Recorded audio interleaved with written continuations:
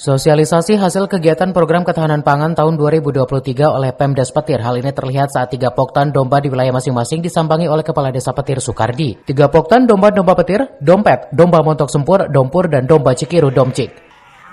Banyaknya para petani di wilayah Petir menjadi alasan untuk program ketahanan pangan tahun 2023 difokuskan di bidang peternakan. Pasalnya para petani di 3 wilayah tersebut antusias dalam penggemukan domba.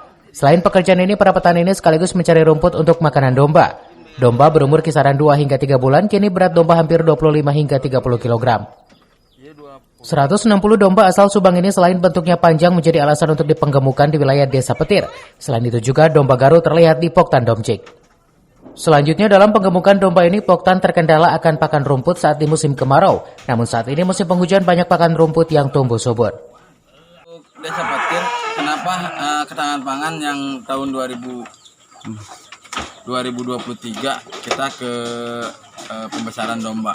Dikarenakan di kita potensinya domba pertanian. Jadi banyak yang bekerja di sawah, habis di sawah ngambil rumput buat peternak-peternak domba itu gitu. Di kita di Desa Petir ada tiga kelompok.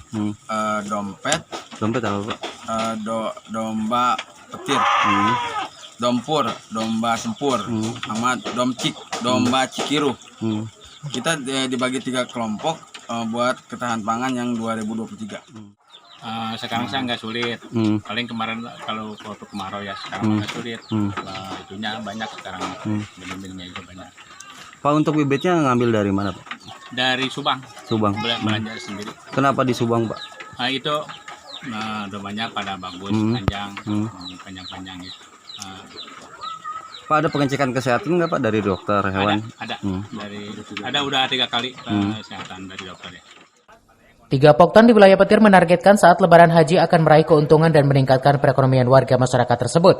Pasalnya penjualan domba nanti berkisar 3 hingga 3,5 juta rupiah.